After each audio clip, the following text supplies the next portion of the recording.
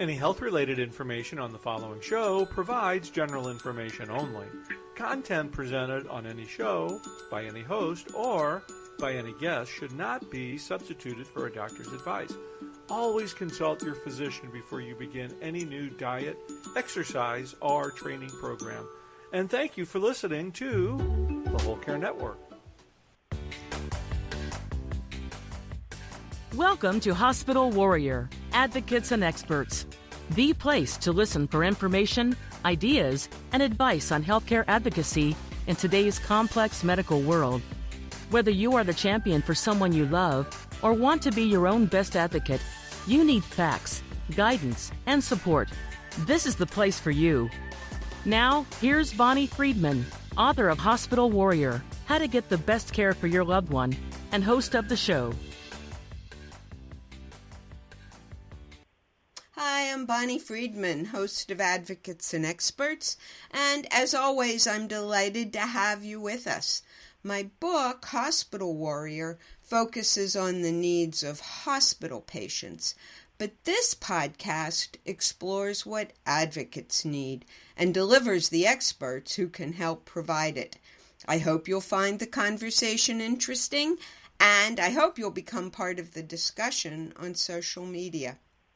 You know, most everyone is familiar with the African proverb, it takes a village to raise a child. And that's true not only in Africa, but really all over the world.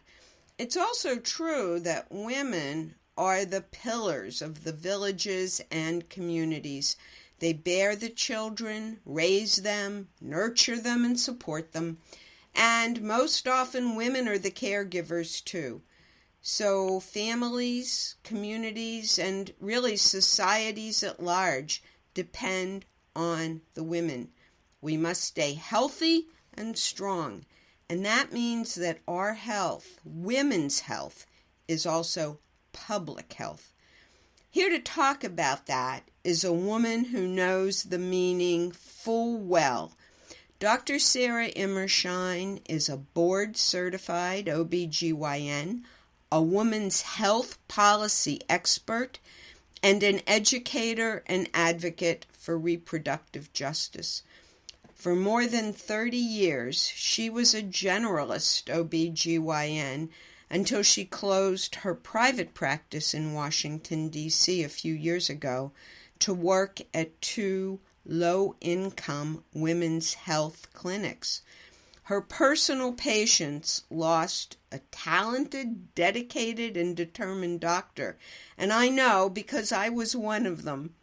But the community gained a strong public health practitioner and advocate for women's health, and for that, we are all better and stronger.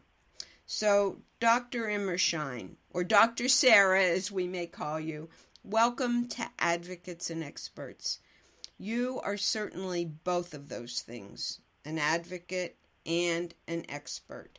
So, to start, if you will, please tell the listeners what made you turn your attention from private practice to public health. Well, thank you, Bonnie, for the opportunity to address your audience.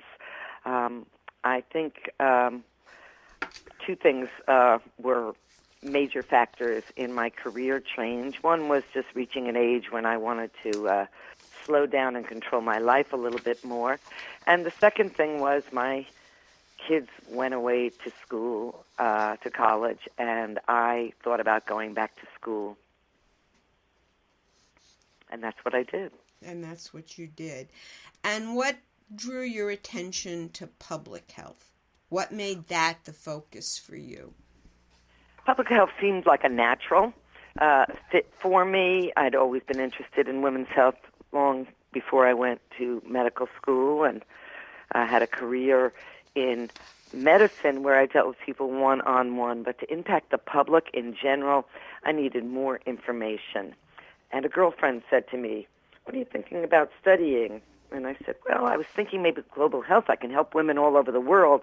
And she looked at me and said, "No, Sara, please stay domestic. We need you here." Oh, that's good advice. And that's when I turned to GW's Department of Health Policy and took a few courses and loved it. So George Washington University, School of Public Health. Yes, excellent health policy department. And at the time, the Affordable Care Act was being argued in Congress. So I really had an opportunity to see how women's health played a huge part then and now in the Affordable Care Act. What do you think are the major public health issues for women today? Well, I think the first thing we've finally come to recognize is that preventative health costs money up front, but saves lives and improves lives in the long run. And this is true for everybody, but particularly when we're talking about women of reproductive age. And so we have improved access in some areas, but we've failed terribly in others to improve maternal health. So I think that's a really big issue for women is maternal health, and we have really a lot of challenges ahead for us. When we think about maternal health, we're thinking about both the health of the mother and the child. And those are, in some ways, one and the same, and in some ways, two separate issues. Is that true? I think that is true. I think a lot of it has to do with taking a step back to contraception and preventing birth. And we know that women who are healthy and plan and have a desired pregnancy have healthier pregnancies, healthier children, and everybody gets off with a better first step in life. So education has to be a major part of that public health component. I think education and also a mindset. In the United States, half of pregnancies are unintended. And half of those, about 60% of those, are desired, but not necessarily planned pregnancies. And they would be healthier pregnancies if they were planned before conception. And so the choice to when and how to have your babies in your lifetime, the average woman wants 2 or 3 children. Whether she starts having her first child at 16 or at 25 makes a huge difference in the health of her own health, her child's health, her family's health, and it goes on another generation after that in terms of economics. So delaying the first childbirth, and this is not widely culturally accepted in the United States as it is in other developed countries. So what's the optimum age for giving first birth? You know, it's interesting. I don't know if I can give an exact optimum age, but I would say it's when one has completed one's education and is in good health and is able to take care of yourself and somebody else, which means you shouldn't be a high school student having a child if you're dependent on your parents to take care of you as a child. That puts both that teenager and her children at increased risk of poor health, poor maternal outcomes, poverty. So there's no specific age. For many people, it will be sometime after 18, so you don't want to talk about teen birth being necessarily a bad thing. But for most of us, we become adults between 18 and 24 in terms of taking care of ourselves, and sometimes sooner, but I think that's part of the key. Your own health, taking care of yourself, ready to start a family, rather than families happening by accident. So there's a Goldilocks factor here, not too young, not too old, somewhere right in that golden middle span, whatever that happens to be for you as an individual. And there are so many components: education, partner, housing, finances.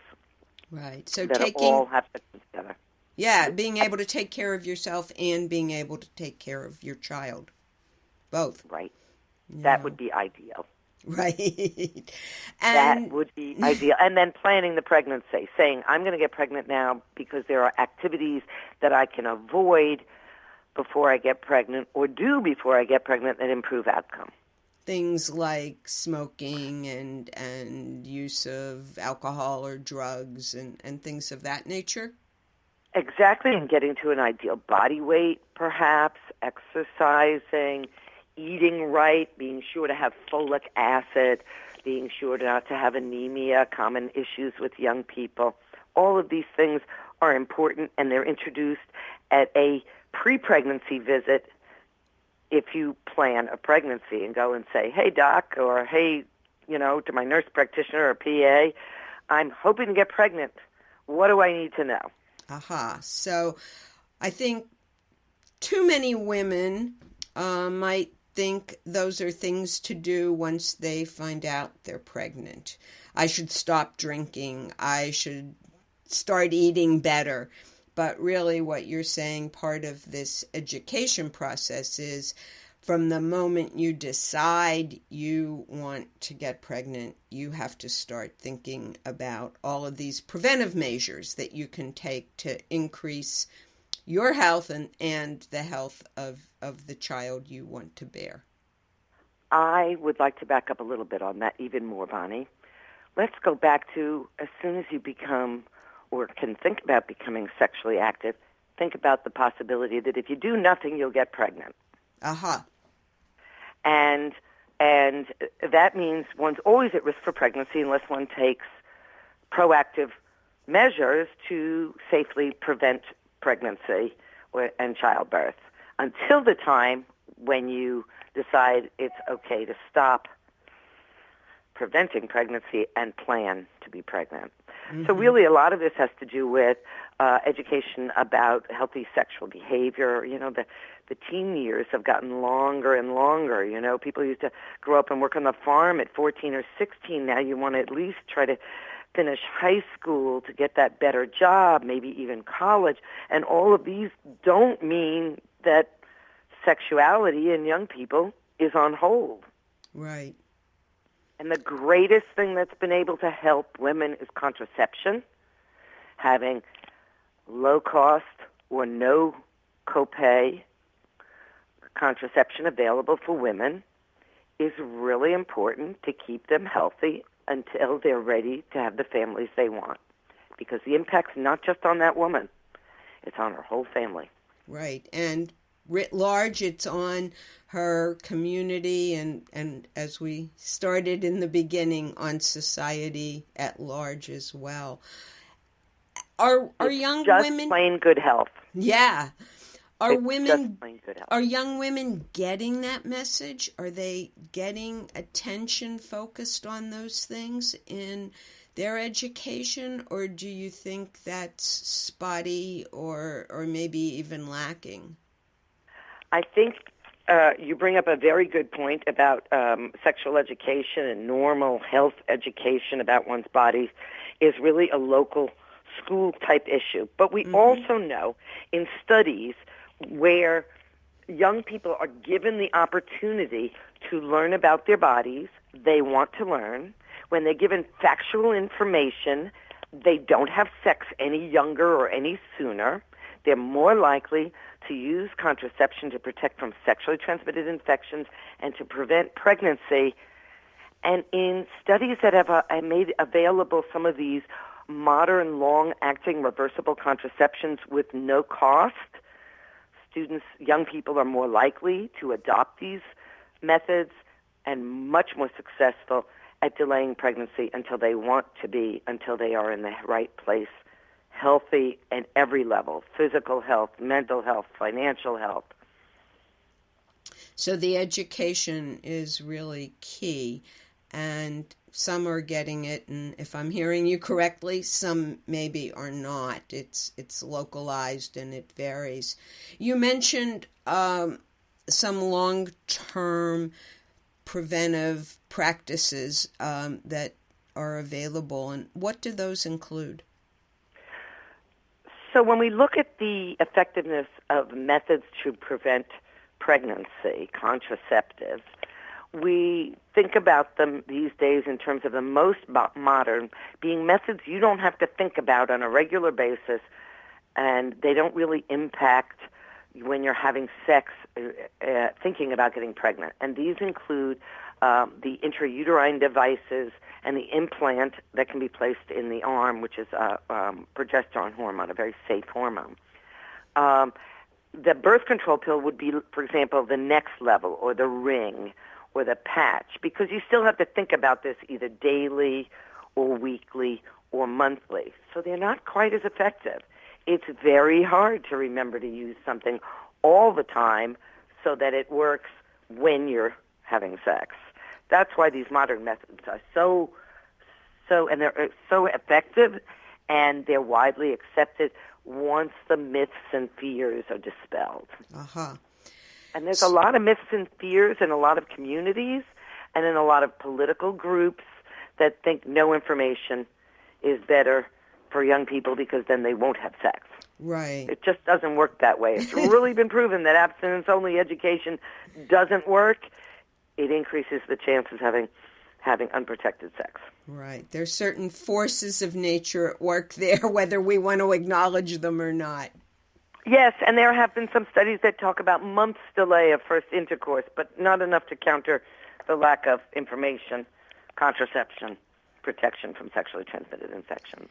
So there's a second follow-on component. It's one thing to have the knowledge, the information, the education you need, but then you have to have the means to implement that knowledge, and that means good health care. You know what else it means? It means continuing the incredible success of Title X. Do you know about Title X? Only because you told me about it in a conversation, but I bet lots of people listening don't. So please. So Title X was passed in 1970 when Richard Nixon was president. I believe it was in his first term. And it was passed by 99% of Congress. Okay. And what Title X did was, it was the Title X of the Public Health Act. And it specifically set aside money that could be used for reproductive health care. The money had to be used in giving care that allowed entry of people into the public health system, people who may have been marginalized. They had to be given patient-centered care. In other words, there shouldn't be any ideology behind their care, and it should be on a sliding scale. And it was given in block grants typically, and it provides funds that no other place in the government provides funding for. So you want to build a public health clinic, who's going to pay for it?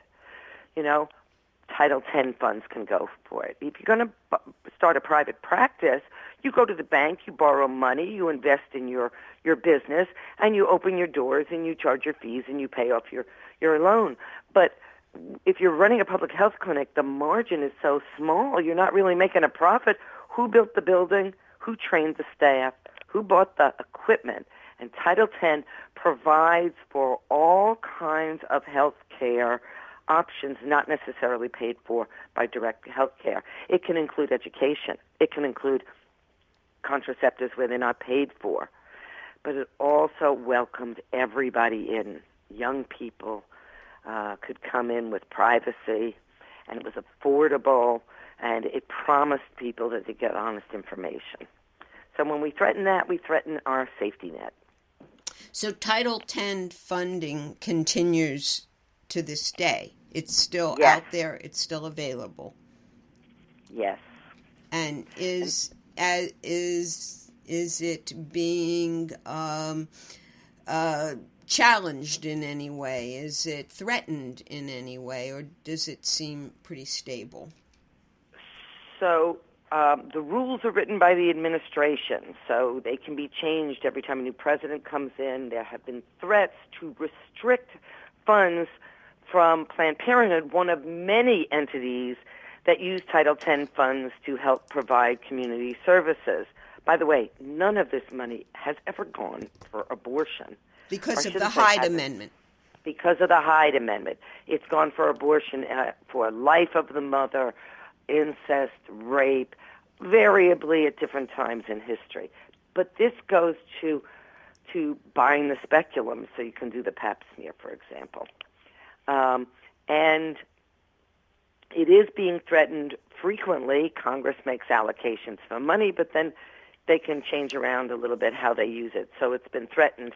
On the other hand, it's written into Title X that they shouldn't be prejudiced against anybody who's able to provide the services that they provide, which are patient-centered, honest information, and referrals.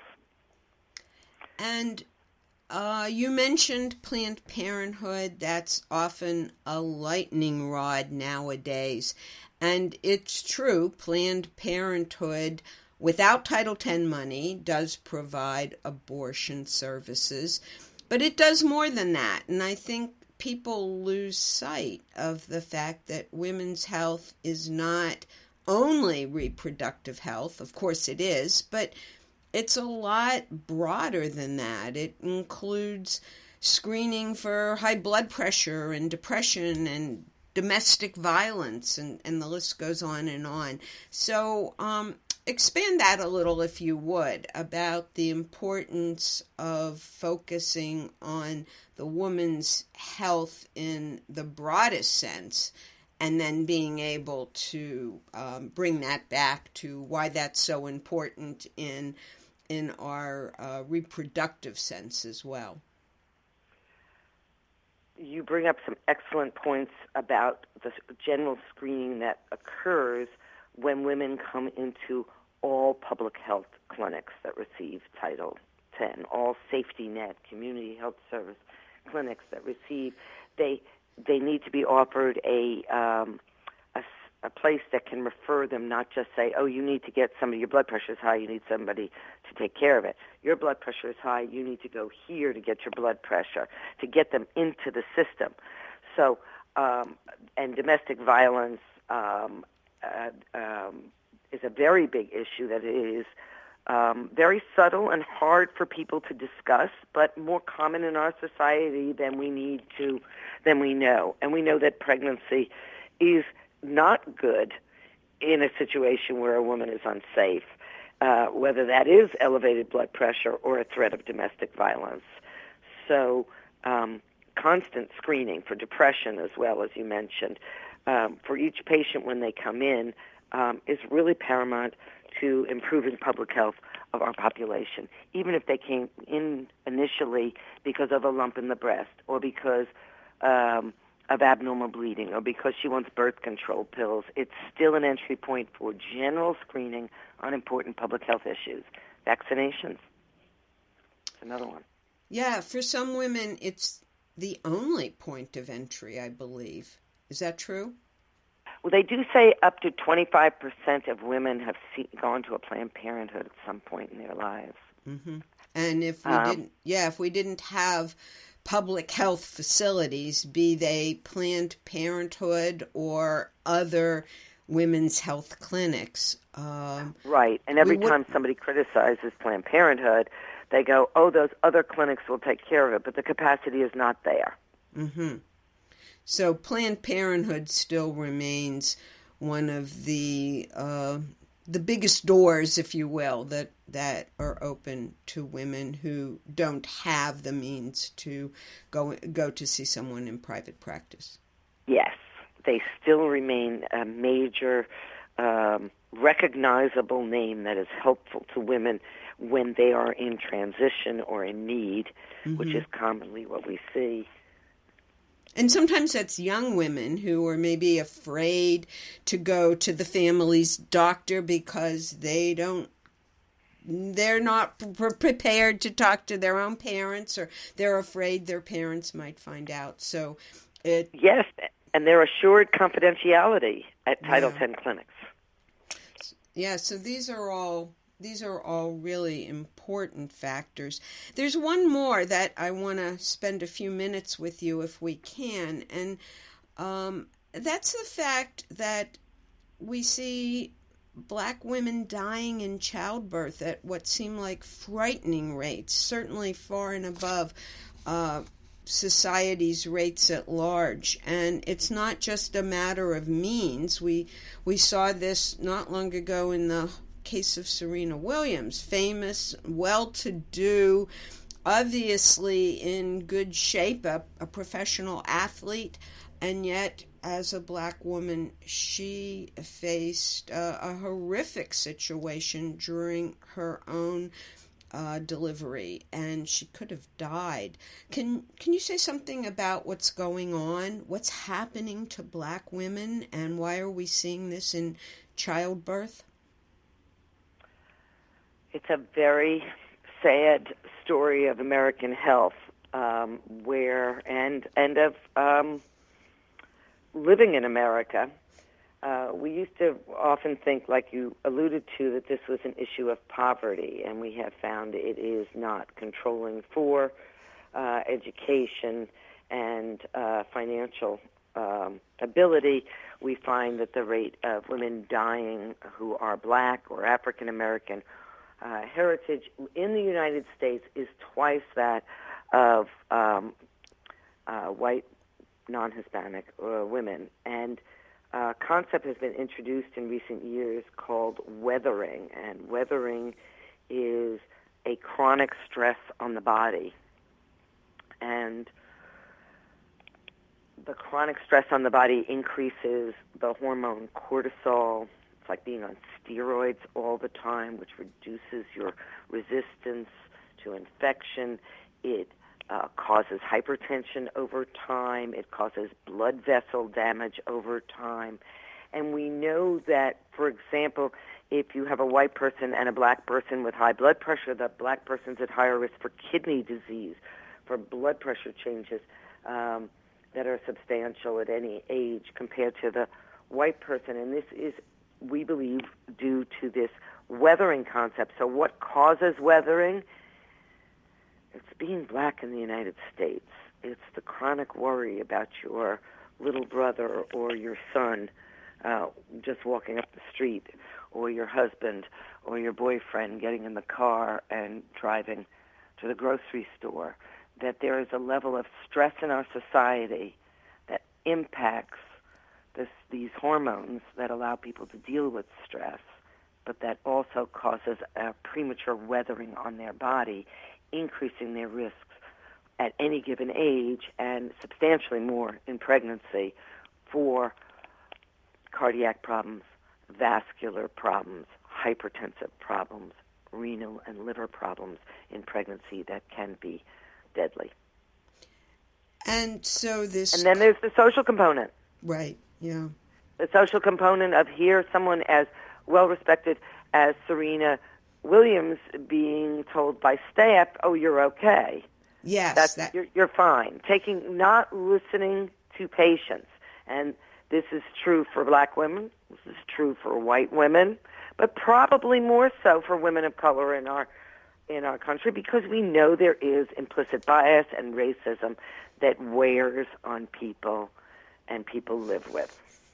So it's or die from. Yeah. So black women are carrying this societal stress that has been imposed on them, and then pregnancy is stressful, as we all know, and that combines, and then there's the societal factor of not being treated as respectfully, not being listened to as carefully. And all of those factors come together, and we see this heightened rate of death in childbirth, which is something that should deeply trouble us all. I know it's being recognized in medicine. Is anything being done to try to just start to address that? There are things being done, and your key word there is to start to address this. Yeah. So on multiple levels, the American College of Obstetricians and Gynecologists, along with the CDC, working in each state to establish maternal mortality review boards. A maternal death is so rare that in any given doctor's experience, we may know about a maternal death once, twice, maybe in a big medical center more often during our careers.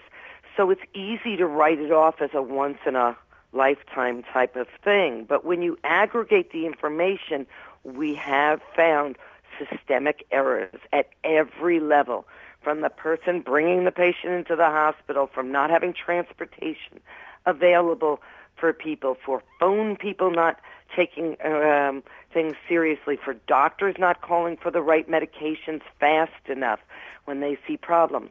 So we are putting together these excellent safety bundles to bring to obstetrical hospitals, to make things more rote for the very rare emergency. And we need more training in terms of implicit bias, how we treat people, treating patients with respect and always giving them information and always listening and hearing what they say. So those steps are happening, and they are very, very slow moving. Yeah, I was afraid you were going to say slow as you were finishing up that sentence. Well, Dr. Sara, I could ask you to stay on this show for another hour at least and talk about these issues, but it looks like time is running out. So I do want to give you an opportunity to add any final words you might want, and I want to be sure we share your Twitter handle and your website with the listeners too. So first, any final words you want to impart? Well, I think we need to keep politics out of healthcare, that healthcare and personal values out of healthcare, that policy should be evidence-based, not personally driven by personal views and values, that it's really important science drive it. And the second thing that I have is remembering that women's health is public health, and public health is women's health. And if you take care of women all through the lifespan, everybody will benefit. Well, everybody. Amen to that. Dr. Sara Imershein has a Twitter handle at Sara Imershein, MD, and I'm going to spell that all one word, SaraImershein, MD, Sara Imershein. And you have a website too, and that's SaraImershein.md.com. Yes, and Dr. Imershein is a physician, an educator, an advocate. She's passionate about women's health care, reproductive health, and public health. Thank you so much for being a guest on the show today. I love talking to you, and I wish we could keep talking more and more. So until then, I have just a big thank you, and for everyone who joined the conversation about advocates and experts. Until next time, please stay healthy, be safe, and take good care of yourself. You have been listening to Hospital Warrior, Advocates and Experts, hosted by Bonnie Friedman. You can follow Bonnie on Facebook or Twitter, or contact her with an idea for an upcoming show by going to her website, www.hospitalwarrior.com. Hospital Warrior is all one word. You can also access her podcast there and on the Whole Care Network.